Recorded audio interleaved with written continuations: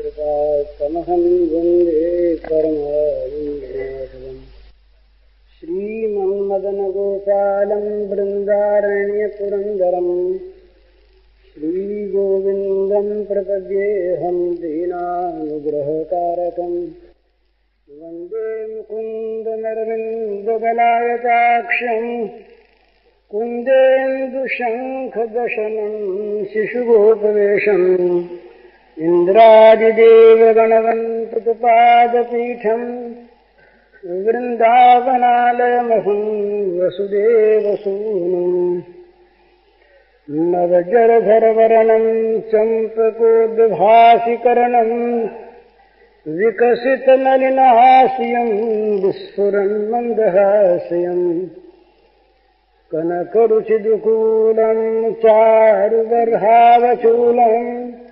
कमपि निखिलसारं नौमि गोपीकुमारम् वंशीविभूषितकरार्णवनीरदाभात् पीताम्बरागरुणबिम्बफलाधरोष्ठात् पूर्णेन्दुसुन्दरमुखादरविन्दनेत्रात् कृष्णात् परं किमपि तत्त्वमहं न जाने। श्रीहरिः अखिल चराचर विश्व के रूप में अभिव्यक्त श्री भगवान के नाते आप सबके चरणों में मेरा नमस्कार है।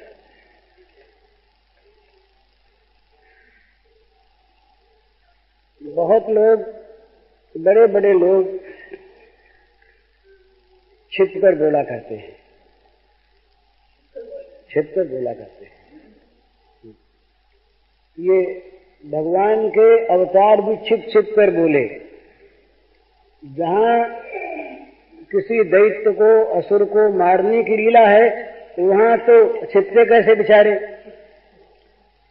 पर भगवान राम जब बन के आए मर्यादा पुरुषोत्तम, तो बड़े छिप छिप कर रहे, कहीं कहीं प्रकट हो गया। अभी हमने 2 चित्र देखे तो स्वामी जी ने कहा कि देखो भाई, ये राम जो है ये तो कुछ संकोची से मालूम होते हैं चेहरा, और ये श्याम जो है ये मानो बेधड़क से बैठे हैं, ऐसे बिना संकोच देख रहे हैं। तो ये भगवान श्याम सुंदर जो हुए ना, ये राम में और श्याम में कोई अंतर नहीं। जो राम है वही श्याम है, जो श्याम है वही राम है, और न इनके और रूपों में कोई अंतर है। पर वो लीला विलास का भेद तो है ही। तो जैसे अपने आप को खुल करके इन्होंने कहा, बहुत जगह कहा, और ऐसा कहा कि दूसरे आदमी कहने में सकुचाते हैं। और ये तो जानते ही थे कि भगवान अंतर्यामी हैं, सर्वज्ञ हैं, त्रिकालज्ञ हैं, कोई बात छिपी तो है नहीं कि गीता का सर्वत्र प्रचार होगा। ये तो जानते थे कि नहीं जानते थे? जानते थे ही।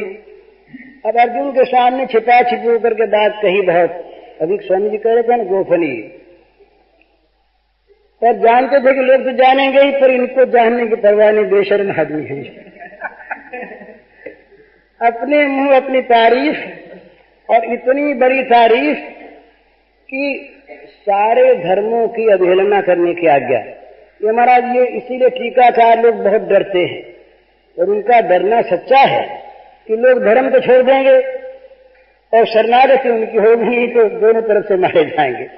तो वो टीकाकार ठीक कहते हैं, और वो अर्थ भी स्वारस्य युक्त है कि भाई धर्मों के त्याग की बात नहीं, धर्म के आश्रय के त्याग की बात है, एक आश्रय ग्रहण की बात। पर यहाँ शब्दों में कोई गड़बड़ी नहीं है। एक धर्म एक व्रत नेमा, काय वचन मन पति पद प्रेमा। ठीक इसी भाव से वो कहते हैं खुला खुला महाराज कि सब धर्मों को छोड़ दो। परित्यज्य सर्वधर्मान, कहीं इसके अर्थ में गड़बड़ी हो तो बताइए। सब धर्मों को छोड़कर धर्मों के रहते शरणागति होती नहीं। सब धर्मों को छोड़कर माम एकम शरणम भज, मेरे एक के शरण हो जाओ। एक दो नहीं। कहीं पाप वाप का भय हो मन में तो रखना नहीं, ये पाप का भय भी एक आश्रय ही है और क्या है। तो इसको मैं धो डालूंगा। तो ये बात कहाँ कही कि पहले ऐसी बात कह चुके जो कहने वाले को शर्मिंदा करने वाली। भला भला आदमी कोई कैसे कहे, 10 आदमियों में भी नहीं कह सकता, और अकेले में भी कहते बहुत से कुछ आता है कि ऐसी बात कहें और कल कोई विद्रोही हो जाए तो हमारा भंडा फोड़ देगा।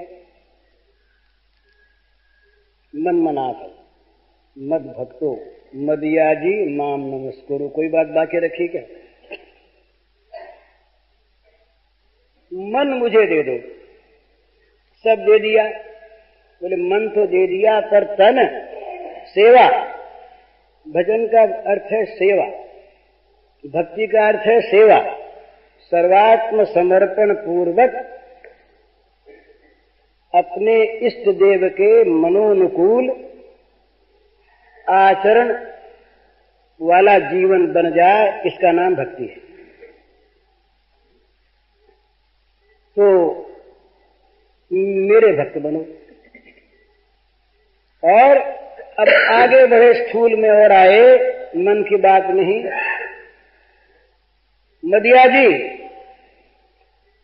बोलो पूजा उजा की सारी दूसरी जो व्यवस्थाएं हैं सबको रख दो अलग। बोले नास्तिक बोलता है क्या? पर बड़ी मजे की बात, सबको अलग रख दो। डर लगता है, वैष्णव ने कहा संध्या वंदन भद्रमस्तु कह दिया, पर हम लोग कहें तो हमारे लिए तो पाप ही है, कहना पाप और ऐसा करना भी पाप। पर जहां पाप पुण्य की सीमा से परे पहुंच जाते वहां की ये बात गोपनीय बात। तो कहा मां मदिया जी केवल मेरी पूजा करने वाले बनो, जो करो मेरी पूजा। स्वकर्मणा तमें व्यर्च तो व्यापक रूप से कह गए। तम कहा वहां पर, तम अभ्यर्च तमेव शरणं गच्छ, जो अभी स्वामी जी कह रहे थे छिप कर कहने के बाद, तमेव शरणं गच्छ। यहां तमेव नहीं है, यहां वो उस दूसरे की किसी की पूजा नहीं। स्वकर्मणा तम अभ्यर्च, व्यापक बात है ना, तम जो सर्वव्यापक है उसकी। ये तो सर्व क्या है वो, ये सर्वविदं ततं, जिससे सब निकले, जो सब में व्याप्त, उस व्यापक भगवान की पूजा कर उसकी। यहां वो जो उसका वाचक था इसमें आ गया। बोले उसकी भी पूजा छोड़ दो। साफ बात है महाराज। मदिया जी मेरी पूजा करो, मेरी पूजा करने वाले बनो। और हाथ वाथ जोड़ना हो, नमस्कार करना हो, दंडवत करना हो तो मुझे ही करो। लोग कहेंगे कितनी ईर्ष्या। एक हिंदी के लेखक हैं, नाम उनका मैं नहीं लेता, बड़े प्रसिद्ध थे वो पहले। उन्होंने एक लेख लिखा इन्हीं श्लोकों पर, और ये बताया कि जो श्री कृष्ण हैं ये बड़े कूटनीतिज्ञ रहे, जिनको अंग्रेजी में डिप्लोमेट कहते हैं। कूटनीतिज्ञ रहे, बड़े चालाक। तो इन्होंने गीता के रूप में बेचारे अर्जुन को मोह लिया, हिप्नोटाइज कर लिया, और हिप्नोटाइज करके मोह करके, और अंत में सब जब वो देखा कि अब ये बिल्कुल हमारे बस में हो गया, तब अपनी बात कह दी स्वार्थ की कि मेरी पूजा कर और मुझे हाथ जोड़ और मैं कहूं सो कर, और मेरा भक्त बन जा और मन मुझे दे दे। तो उस बेचारे से कहलवा लिया आखिर कि तुम जो कहोगे सो करूंगा। और इसका था, इसके मन में थी बड़ी बुरी अभिसंधि। ये देखता था कि ये हमारे यादवों के समान कोई वीर न बना रहे। तो ये गूढ़ नीति इसकी। तो देखा कि ये जब लड़ेंगे आपस में कुरु पांडव तो तमाम राजा आ जाएंगे, सब मर खप जाएंगे, हम ही बड़े रह जाएंगे। इस दुर्भिसंधि से कृष्ण ने ये सब जाल रचा। ऐसा वो भूल गए, कहने वाले भूल जाते हैं, फिर यादवों को किसने मरवाया?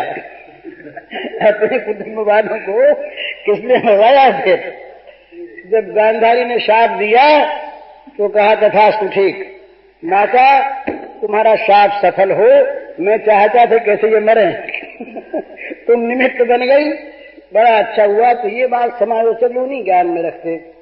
तो मतलब कहने का ये कि इतना खुलकर बोले, और जगह जगह, एक जगह नहीं, इन्होंने तो ऋषियों के द्वारा पूजा भी स्वीकार की, पूजा करते भी रहे और स्वीकार भी करते रहे, कहते रहे, सब कहने लगे, जहां मौका लगा वहां कह दिया कि हम वो हैं भला।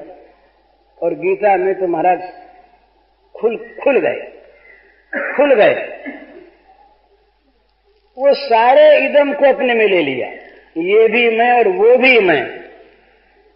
जिस आत्मा को अहम कहते हैं, स कहते हैं, वो भी मैं। और जो दिखता है इदम प्रपंच, ये भी मैं। मेरे सिवा कुछ है नहीं, मैं ही खेलता हूं और मुझ में ही खेलता हूं। और ऐसा नहीं कहा, ये और विशेषता है कि वो व्यापक रूप से खेलता हूं। नहीं, मैं श्री कृष्ण श्याम सुंदर नटवर बपू, ये मैं नए नए स्वांगों में खेलता हूं। तो इस प्रकार के ये लीला बिहारी भगवान।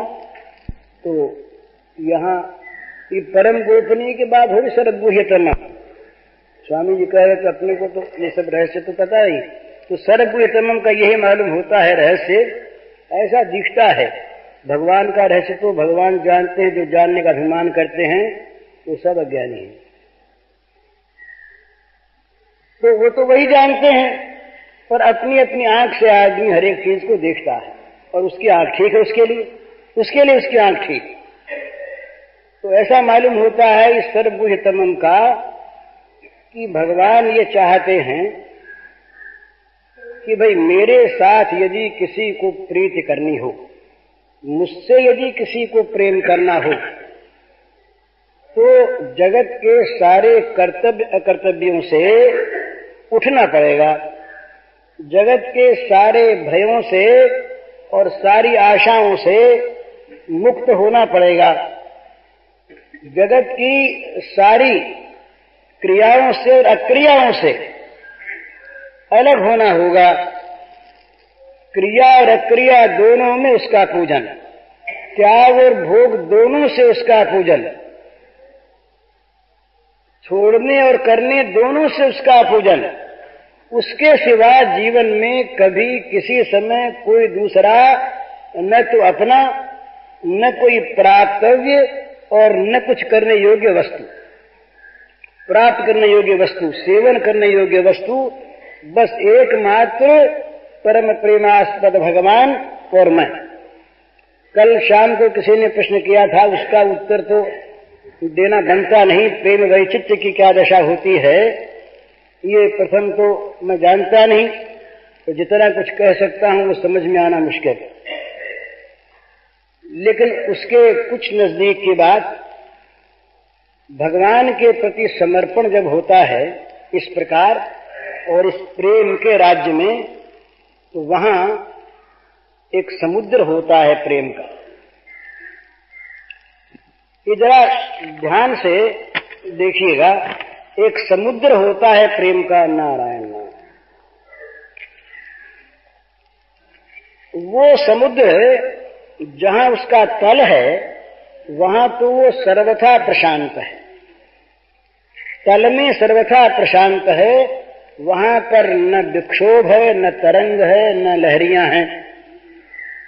परंतु वो समुद्र, वो जो प्रशांत महासागर है, ये आज वाला प्रशांत महासागर नहीं, पैसिफिक सी नहीं, ये नहीं, वो जो प्रशांत महासागर है वो इतना विलक्षण है कि उसी सागर में अनवरत नित्य नव तरंग मालाएं नाचती रहती हैं।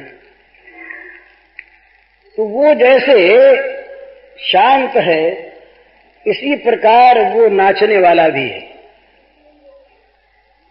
वो जैसे अनंत है, उसी प्रकार अंत की लीला करने वाला भी है। वो जिस प्रकार अगाध भी है, वो छलकने वाला भी है। वो जिस प्रकार निस्तब्ध है उसी प्रकार वो महान बोलने वाला भी है। विरुद्ध धर्माश्रयत्व एक साथ एक समय जिसमें रहे उसका नाम भगवान। इसका संकेत है उपनिषदों में, वेदों में, अनुरणीया महतो महीयान, जो बोले भी और न बोले भी, जो चले भी और न चले भी, जो खाए भी और न खाए भी, जो व्यक्त भी और अव्यक्त भी।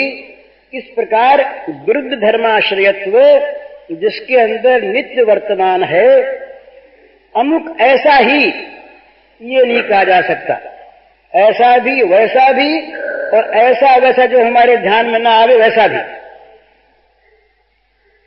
हमने ऐसा कह दिया और वैसा कह दिया तो ये भी हमने उसको बता दिया कि वो ऐसा है। हमारी बुद्धि के आकलन में जो वस्तु आ गई, ये बुद्धि ग्राह्य का अर्थ ये नहीं है कि बुद्धि में ब्रह्म आता है।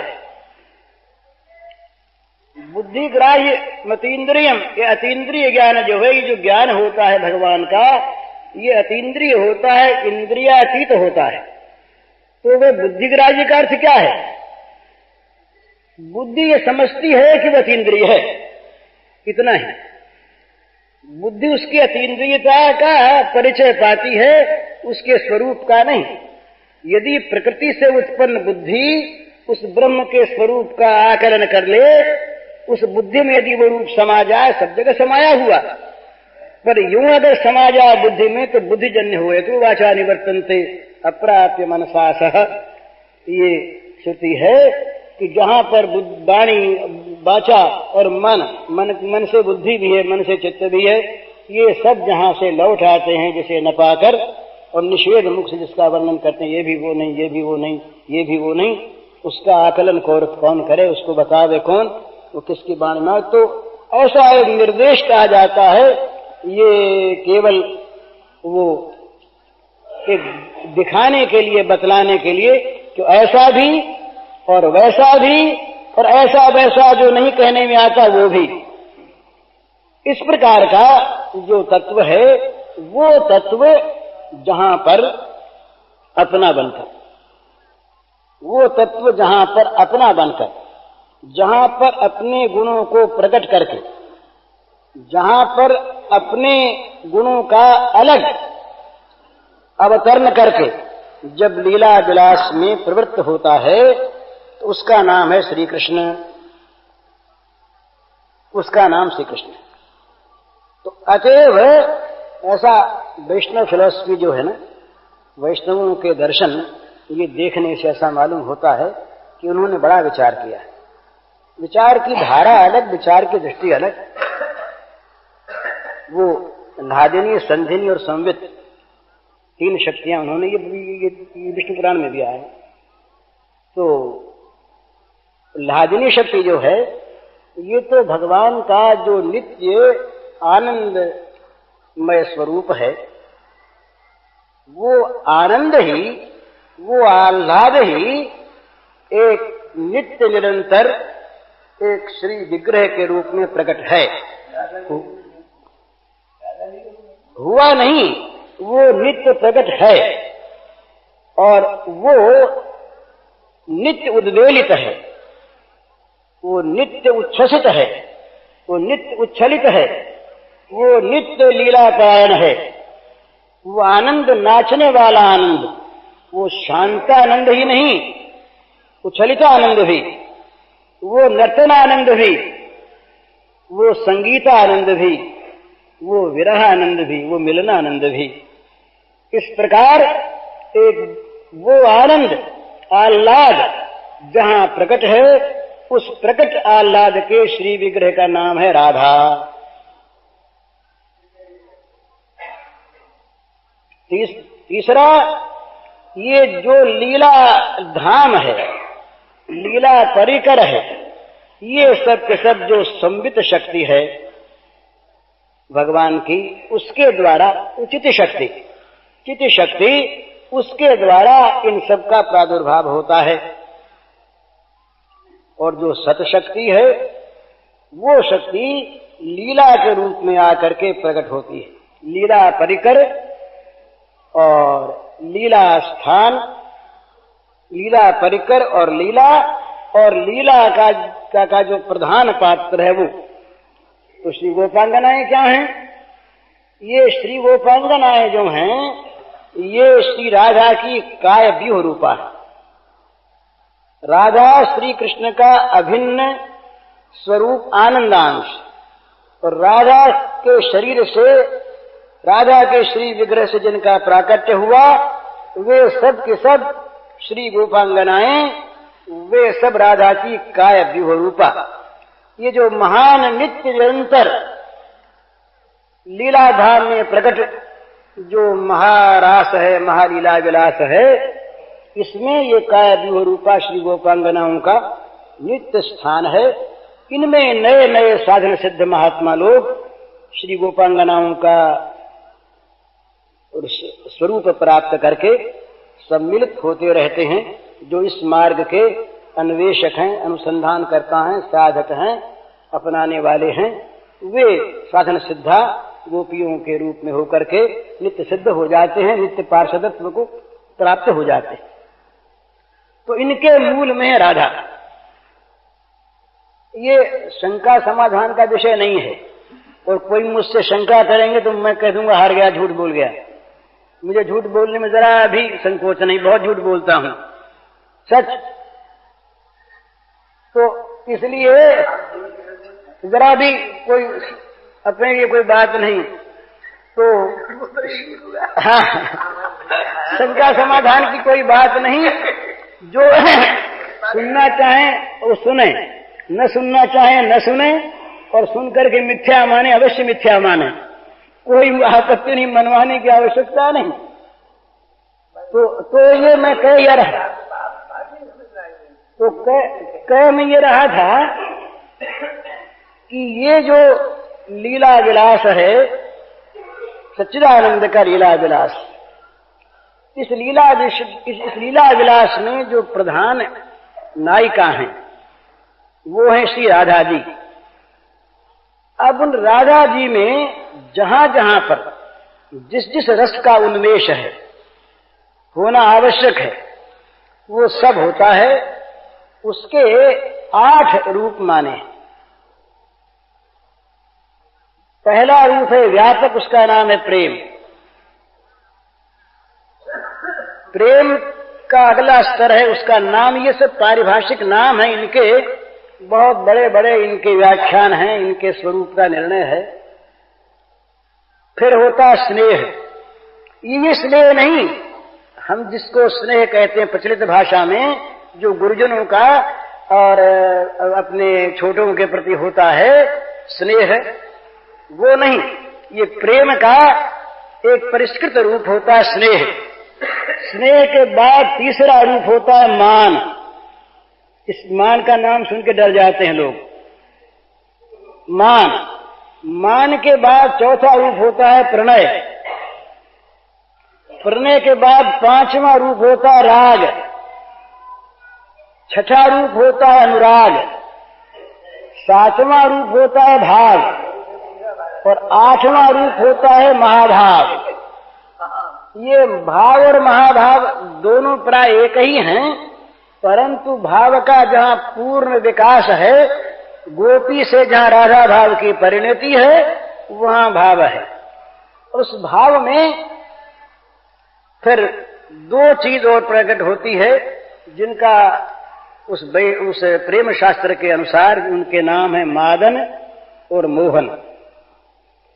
तो राधा का मादनाख्य भाव और राधा का मोहनाख्य भाव, इसकी फिर बड़ी लंबी चौड़ी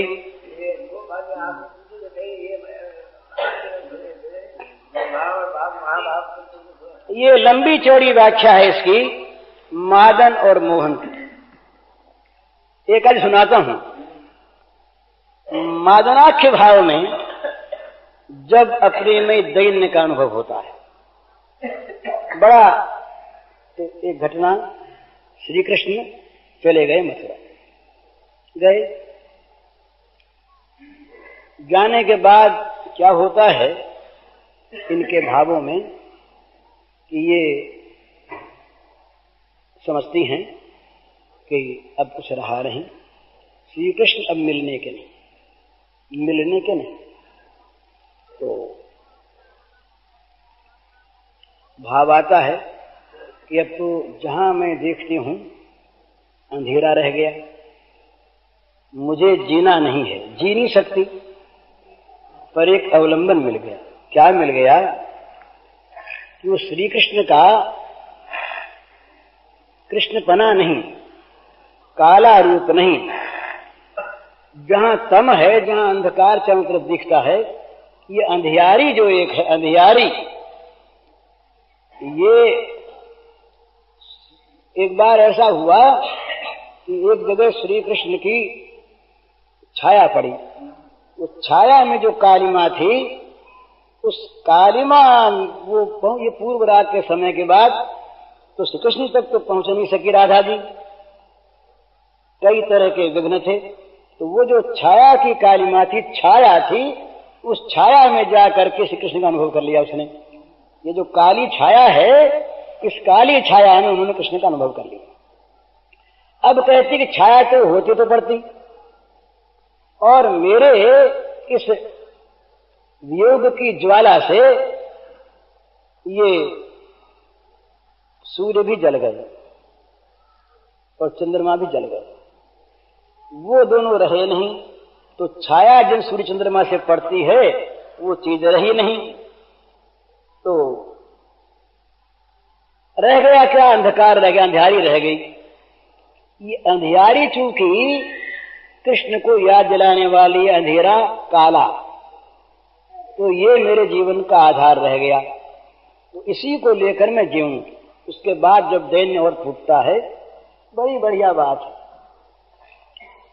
वो कहती है कि हे भगवान, भगवान से प्रार्थना करती है, भगवान से। श्री कृष्ण तो भगवान नहीं है, ये तो परम श्रेष्ठ हैं।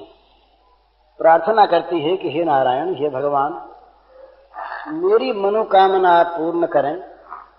जिस ओर मैं जाना चाहती हूं उससे विरुद्ध मेरा एक पैर भी न टिके। तो किस ओर जाना चाहती है ये स्वयं बताती हैं। तो कहती हैं कि मेरा तापमान बढ़ता चला जा रहा है, शरीर की मन की गर्मी जलाने वाली उत्तप्तता, शरीर का मन का तापमान इतना बढ़ता जा रहा है कि वो पास आने वाले को भी जला देगा। तो श्री कृष्ण जिस दूर देश में हैं, हे भगवान, मुझे उनसे विरुद्ध देश में ले चलो। श्री कृष्ण के समीप में मैं पहुंचूं, कभी मुझे दूर दूर ले चलो और दूर ले चलो।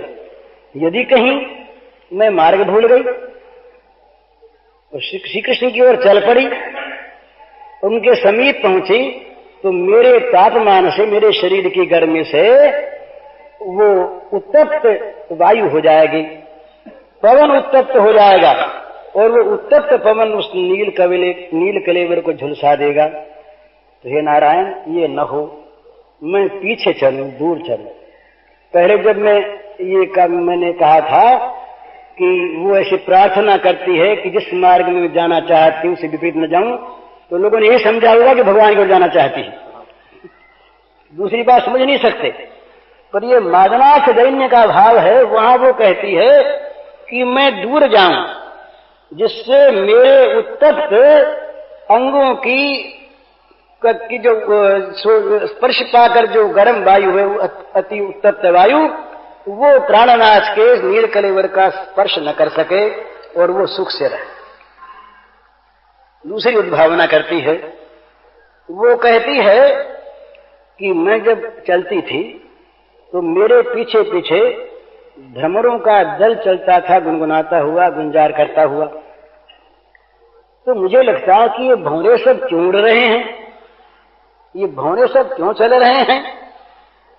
तो पीछे मैंने एक दिन मुड़ के देखा, तो देखा श्याम सुंदर मेरे पीछे पीछे चल रहे हैं। अब श्याम सुंदर का जो शरीर है वो दिव्य गंध युक्त है, सौरभित है, दिव्य कमल गंध है। तो उस गंध को पाने के लिए ये भौरे तमाम उड़ते जाते थे। इससे मैं समझती थी कि श्याम सुंदर मेरे साथ हैं और मुझसे उनको सुख मिल रहा है। तो तभी तो भौरे गुनगुना रहे हैं। और अब तो श्याम सुंदर गए, तो श्याम सुंदर गए तो मेरे जीवन में जो जीवन था, जो मनुष्य के शरीर को दुर्गंधि से बचाने वाला, जब मर जाता ना आदमी तो कुछ ही क्षणों में शरीर सड़ जाता है, दुर्गंध युक्त होता है। तो वो भावना करती हैं कि मेरे शरीर के जो प्राण थे वो निकल गए, ढांचा रह गया और चलता है। पर जब प्राण निकल गए तो शरीर अब दुर्गंध युक्त हो गया, सड़ गल गया। तो हे भगवान, हे नारायण, मुझ पर कृपा करो कि मैं मेरे श्याम सुंदर जहां हैं उससे इतनी दूर रहूं कि मेरे दुर्गंध युक्त शरीर के वायु, शरीर के की दुर्गंध को लेकर वायु उनका स्पर्श न कर सके, उनको दुखी न बना सके। इसलिए मुझे दूर रहना है, तो मुझे दूर ले चलो। फिर एक उद्भावना आई। उस दिन एक भाई ने संदेह किया था, एक उद्भावना आई उनके मन में कि बड़ा अच्छा तो हो गया ना, श्याम सुंदर मुझको छोड़कर चले गए, ये बड़ा अच्छा, इतना अच्छा हो गया कि जो मैं चाहती थी वो भगवान ने मेरी इच्छा पूर्ण कर दी। मैं नितांत अयोग्य, नितांत अनधिकारिणी, प्रेमी कभी प्रेम का दावा नहीं करता, गुण का दावा नहीं करता। मैं नितांत अयोग्य, नितांत अनधिकारिणी, सर्वथा दुर्गुणवती, सर्वथा कुरूपा, सर्वथा कुलक्षण वाली श्याम सुंदर मुझ पर प्रेम करें और वो इसको सुख मान ले, ये उनका भ्रम था। तो मैं भगवान से प्रार्थना किया करती कि भगवान, ये मेरे श्याम सुंदर का भ्रम आप मिटा दो और किसी प्रकार ये मेरा परित्याग कर दें। मैं उनसे प्रार्थना करती समय समय पर कि नाथ, ये दुख आप छोड़ दीजिए। भ्रम से आदमी दुख में सुख मानता है ना। तो मेरा साहचर्य यह है तो आपके लिए दुख रूप, और आप इसको मान रहे हैं सुख, मुझ में आपकी आसक्ति, अनुरक्ति। अतएव आप कृपा करके, बहुत अधिक अधिकारिणी देवियां हैं, गुणवती, शीलवती, सब तरह से सुयोग्य।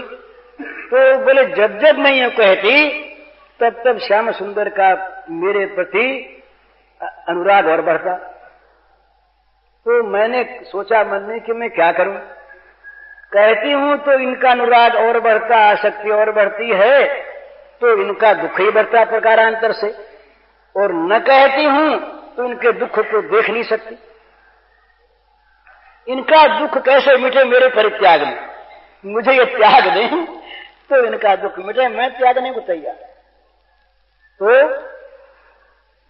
नारायण ने मेरी प्रार्थना सुन ली, देव ने मेरी प्रार्थना सुन ली। इसलिए ये मथुरा में अक्रूर इनको ले गए, और ले गए तो वहां जा करके इनको योग्य अधिकारी कोई प्राप्त हो गया हो तो मुझे विस्मृत हो गए। तो मेरी विस्मृति उनके लिए सुखदायिनी हो गई, तो मेरी साध पूरी हो गई। अब आप सोचिए थोड़ी सी बात कि क्या कोई भाव की बात अपने किसी प्रिय के लिए कितना त्याग करता है, क्या कल्पना भी करता है क्या? हैं? कल्पना भी, हम तो, हमारी तो ये दशा महाराज है कि जरा सा हमारे मन के अनुकूल अगर भगवान न करें तो हम भगवान पर नाराज हो जाते हैं। हम भगवान को भजते इसीलिए हैं, अधिकांश जो भजने वाले लोग, कि भगवान हमारी अनुकूलता उत्पन्न करते रहें, स्वयं भी और पदार्थों के द्वारा भी हमारी इच्छाओं को भगवान पूर्ण करते रहें। इसलिए हम भगवान को भजते हैं। कहीं बदले में दुख दे दें तब तो फिर भगवान की आवश्यकता रहती नहीं। पर पद पद पर हम नित्य निरंतर उपासक लोग, भगवान की भक्ति अपने को करने वाले, हम जो मानते हैं अपने को, ऐसे लोग, विरक्ति अपने में मानने वाले लोग, जहां कहीं भी प्रतिकूलता देखते हैं, जरा सा कहीं मान भंग हो गया और कुछ नहीं सही, किसी ने हमारा आदर नहीं किया। इस विष्टा मूत्र के भांड का है क्या इसमें? इसमें भरी कौन सी बढ़िया चीज भरी है जिसको लेकर अब हम अभिमान करें? जीव गोस्वामी ने कहा कि मूत्र से बना हुआ शरीर और विष्टा बन जाने वाला शरीर, जिसको खा जाएंगे कोई जानवर तो विष्टा बन जाएगा, उसको लेकर हम गर्व करें, उसको लेकर हम ये कहें कि हम कुछ बड़े हैं, हमारे अंदर किसी प्रकार का कोई महत्व का पदार्थ है, और इस शरीर का जहां कहीं सम्मान नहीं हुआ, आराम नहीं मिला, और इस शरीर के कल्पित नाम की जहां पूजा नहीं हुई, हम भगवान को कोसते हैं, हम वहां के लोगों को असभ्य मानते हैं, असंस्कारी मानते हैं, प्रेमी नहीं मानते, सत्संगी नहीं मानते।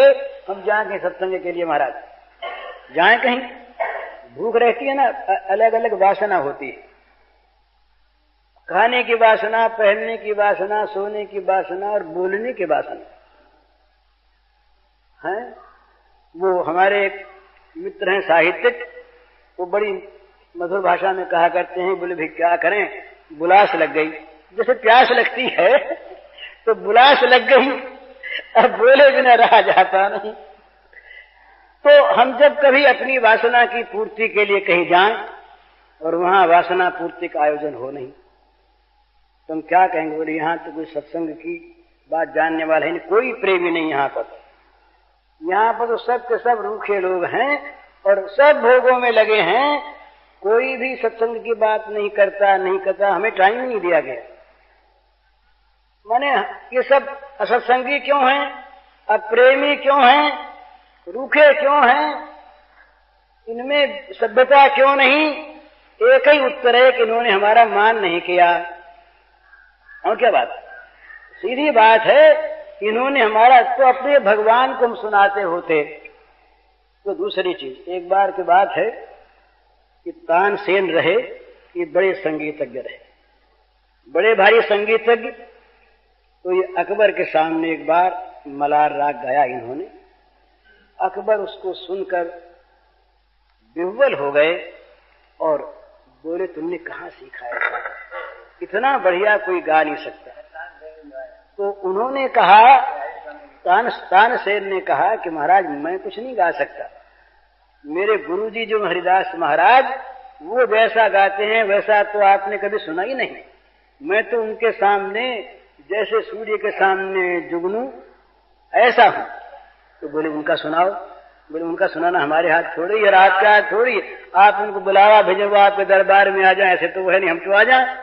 तो बोले क्या करें, हमको सुनना है। तो बोले फिर ये काम करो, थोड़ी देर के लिए बादशाह को भूल जाओ और सादे कपड़े पहन करके साधारण आदमी वास्तव में बन जाओ, हमारे साथ चलो तो कोई मिसल बैठा देंगे, कोई व्यवस्था करेंगे। तो सुनने की इच्छा थी अकबर की, अकबर साथ हुए, जैसा कहा वैसा ही महाराज की कुटिया के पास पहुंचे। तो अकबर से कहा कि इस पेड़ के नीचे बैठ जाओ, अलग समीपी पेड़ था बाहर कुटिया के, यहाँ बैठो और मैं जाके व्यवस्था करता हूँ। गए वहां, वो अपना भगवान की प्रेम समाधि में मस्त थे। कुछ देर के बाद उनकी प्रेम समाधि टूटी।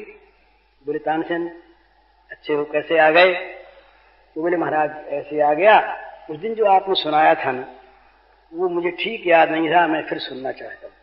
तो बोले सुनो, लाओ एक तारा। लिया एक तारा, लगे सुनाने। अब अकबर तो मूर्छित हो गए, अकबर मूर्छित हो गए सुन करके। उनको तो जो चीज आज मिली श्रवण करने को, वो कभी जीवन भर में बड़े बड़े गवैये आए, बड़े बड़े संगीतज्ञ कलाविद अच्छे कंठ वाले आए, पर उनको ऐसा सुख नहीं मिला आज। तो जब ये बाहर आए, अकबर को चेत हुआ, अकबर से बात हुई। तो अकबर ने कहा कि तानसेन तुम बड़े गवैये हो, तुम ऐसा नहीं गाते, क्या बात? तो बोले महाराज बात ये है कि वो सुनाते हैं भगवान को, मैं सुनाता हूँ आपको, मैं सुनाता हूँ आपको, वो सुनाते हैं भगवान को, यही अड़चन है। तो महाराज ये बुलास और चीज है और भगवान का गुणगान और चीज है। वो तुलसीदास ने इतना बड़ा ग्रंथ रचा, पर भूमिका में कहते हैं स्वांत सुखाय तुलसी रघुनाथ गाथा भाषा निबंध मतिमंजुल मा करोति स्वांत सुखाय। स्वांत, इसके द्वारा इस बहते हुए अमृत से तो कोई लाभ उठा ले, कोई नहा ले, पर मेरा ग्रंथ ऐसा हो जिससे जगत का उपकार हो, भला हो, इस प्रकार की किसी वासना को प्रेमी संत नहीं रखते। उनका संबंध तो रहता अपने भगवान से। वो अपने भगवान के सामने कभी रोते हैं, कभी गाते हैं, कभी उनकी तारीफ करते हैं, कभी चरित्र गाते हैं। अब इस पिंजरे में बैठे पक्षी के गान को कहीं उड़ता हुआ पक्षी कोई सुन ले, कोई याद कर ले, वो अलग चीज है। पर ये तो अपने पिंजर में आबद्ध है, अपने भगवान को लिए हुए, उसी को सुनाता है। लेकिन ये जहां पर वासना हमारे मन में है, वहां पर हमारा जरा सा भी अनुकूल पर नहीं दिखता, मान नहीं मिलता। तुम भले लोगों को भी कह देते हैं कि बुरे लोग हैं, असंस्कारी हैं, असभ्य हैं, हमारा इन्होंने मान नहीं किया, हमारी बात सुनी नहीं, तो ठीक है। ये जो सुनाने जाए और उसके न सुनी जाए दुख हो ही, इसमें कोई उनका अपराध नहीं है। सुनाने जाए न सुनी जाए तो दुख होगा ही। पर ये प्रेमी भक्त जो हैं, ये दुनिया को सुनाने नहीं जाते। ये सर्वधर्मान परित्यज्य यही है महाराज। तो अर्जुन जो रहा ये दूसरे क्षेत्र में था, तो इसलिए उनके द्वारा जो काम करवाना था भगवान को वो करवाया यंत्रवत। यही मोह का नाश है। उन्होंने कहा कि मोह नाश हो गया। ये मान रहा था कि मैं ये करूं, मैं ये न करूं, यही तो मोह था। और मोह क्या था? उसको स्मृति आ गई, अरे मैं तो इनके हाथ का यंत्र है। ये स्मृति, ये यंत्री मैं यंत्र, ये कराने वाले मैं करने वाला, मैं ये कहने वाला कौन? नहीं उससे ये कहने वाला कौन? मैं नहीं लड़ूंगा, ये कौन मैं कहने वाला? कभी कठपुतली कहती है कि मुझे सीधा नचाओ, टेढ़ा न नचाओ, मुझे सुलाओ मत, खड़ी रखो, वो कभी कहती है क्या?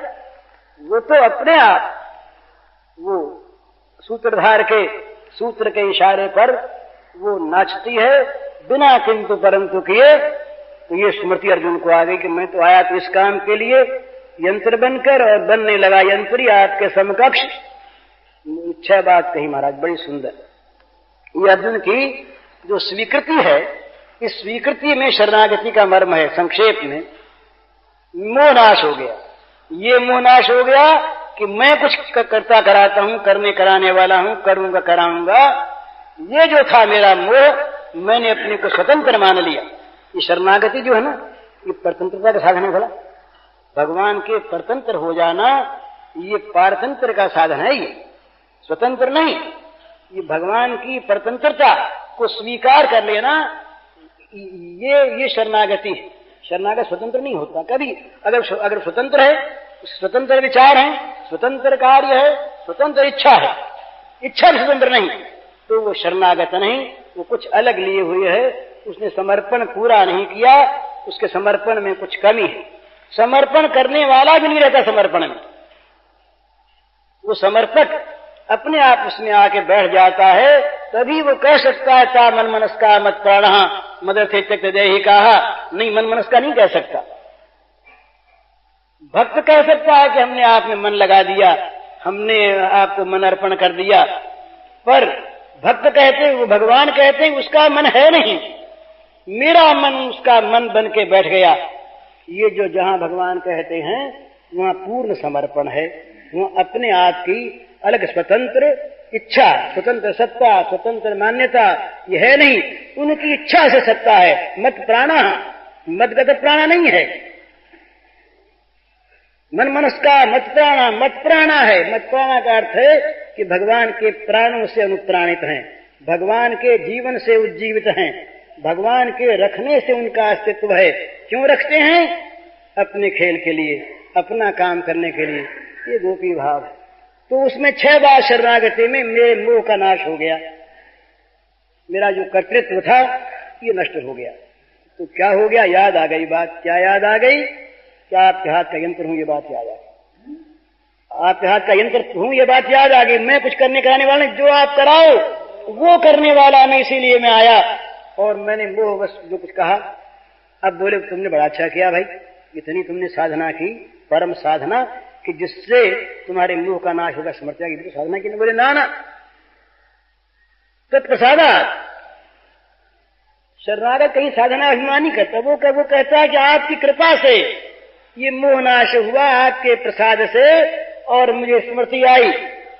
बोले हमारे प्रसाद को तो समझाना, ये तो तुमने एक काम तो किया ही, हमारी कृपा को माना। बोले नहीं नहीं महाराज, मैं नहीं माना, आपने मनवा दिया। कैसे यहां पर संबोधन है अच्युत।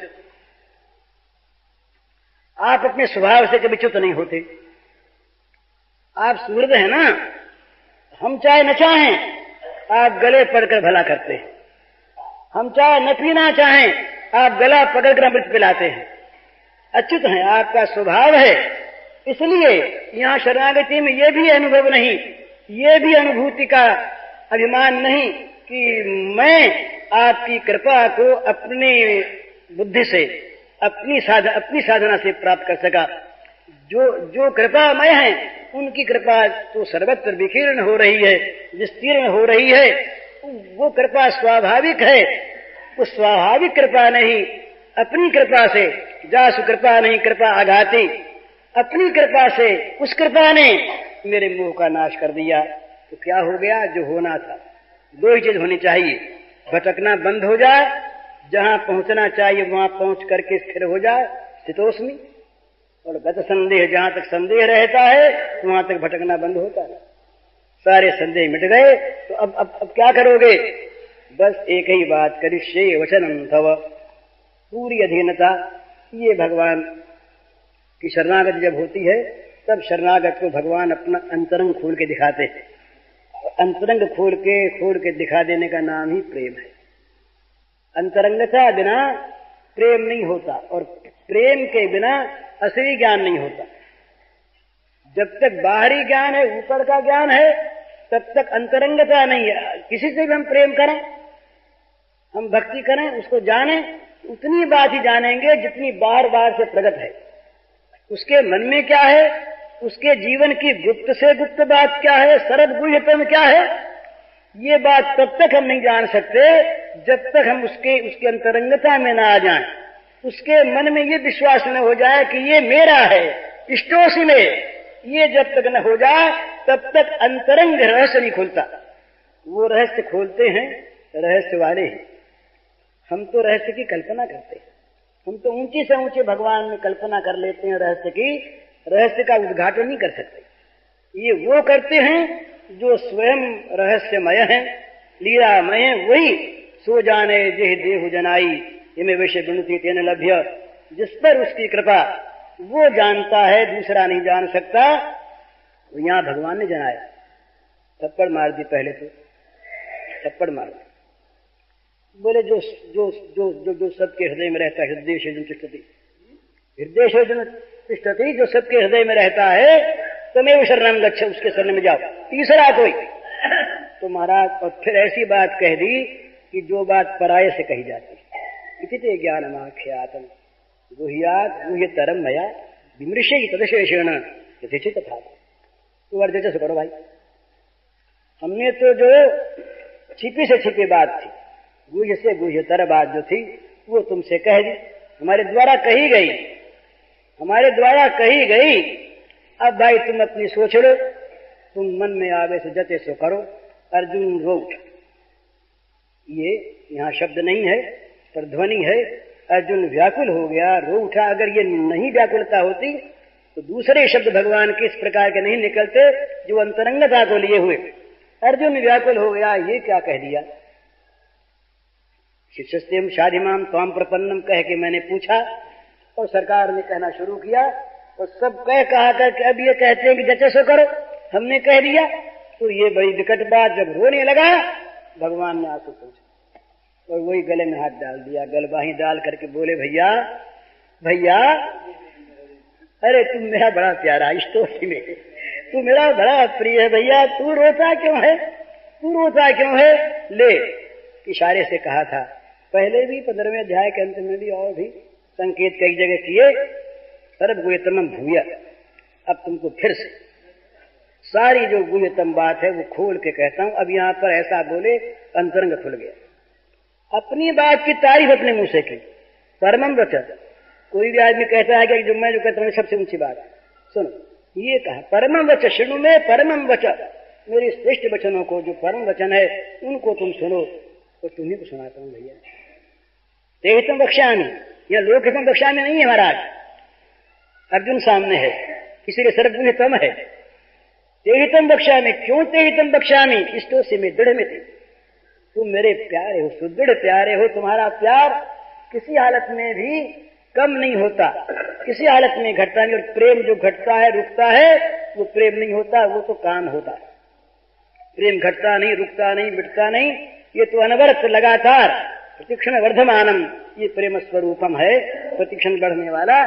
तो अर्जुन उसको बस ढाढ़स दे करके और बड़े गदगद स्वर से और निश्चयात्मक वाणी से, मत चिंता कर, तेरी चिंता मेरी चिंता, तेरे पाप मेरे पाप, मैं आया तू बस सब छोड़ छाड़ दे। ये तो गुह्यात गुह्यतर जो है, ये तो गुह्यात गुह्यतर ही है, ये गुह्यतम नहीं, इसकी परवाह न कर।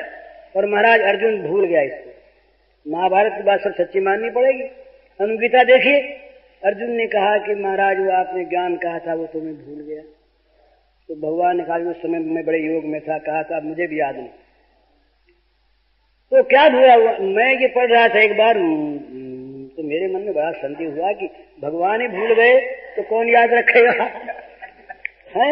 और दूसरी बात, फिर अर्जुन ने स्वीकार किया कि करिष्ये वचनम तव, ये बात भी ठीक नहीं बैठती। तो वहां महाराज मुझे एक शब्द मिल गया, वो भगवान ने ये कहा कि जो गुह्यतर ज्ञान तुमसे कहा था वो मैं भूल गया। सब समाधान हो गया कि गुह्यतर के भूलने के बाद यही कह देते हैं, परवाह नहीं करने की, याद तो दिलाया, फिर बड़ी अच्छी बात है फिर से कह देते। तो अनुगीता में ज्ञान पूरा है, प्रकृति पुरुष का वर्णन बड़ा सुंदर है, सांख्य वर्णन है, तो शरणागति की बात नहीं उसमें। जो न भूलने की बात थी उसको तो अर्जुन भूला ही नहीं, वो तो करिष्ये वचनम तव वाला हो गया। और गुह्यात गुह्यतर जो था उसको भूल जाए तो वो अपने आप याद दिला देंगे। अरे वो बच्चा कहीं अपनी किसी चीज को भूलिया है तो बच्चा भूलिया, माँ याद रखो। अगर माँ को वो चीज बच्चे के पास रखनी है तो माँ का कर्तव्य होता है या माँ का स्नेह ऐसा होता है कि माँ स्वयं उस बच्चे की चीज को संभाले। वो तो नहीं संभालता, वो तो केवल माँ को जानता है। सर्वधर्मान् प्रत्येक से यही है, माँ को जानना।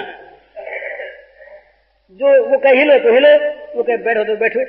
इन्होंने कहा कि अरे हम स्वयं ऐसा कर चुके हैं। जब ये गोप माताएं बड़ी बूढ़ी देवियां कहती लल्ला उठाओ जूठी उठा लाए, वहां शब्द आता भगवान के लिए दारु यंत्रवत, ये भागवत का शब्द है, दारु यंत्रवत, कठपुतली की तरह ये श्याम सुंदर नाचते थे उन वात्सल्यमयी गोपियों के इशारे पर। तो कहते हैं हम भी कठपुतली बन जाते हैं तो तुम कठपुतली बन जाओ तो तुम्हारा काम बन गया। तो ये कठपुतलीपन जहां पूरा पूरा इस प्रकार का बन जाता है कि जहां प्रत्येक विचार, प्रत्येक क्रिया, प्रत्येक लीला उस प्राणाराम प्राणधन परम श्रेष्ठ के विचार के अनुसार उसकी सुखदायिनी होती है, वो होता है ये गोपी भाव। और ये गोपी भाव जहां पराकाष्ठा को पहुंचा वो राधा भाव। राधा भाव में जहां वो समर्पण का पूर्ण क्रियात्मक अवतार हो गया, वो राधा का महाभाव के अंतर्गत का मादन और मोहन भाव। ये विचित्र बात है। हरिओम तत्सत। पूज्य श्री भाई जी के इस प्रवचन का शीर्षक है भागवत कृपा का आश्रय लीजिए और इसका कैसेट संख्या है 1।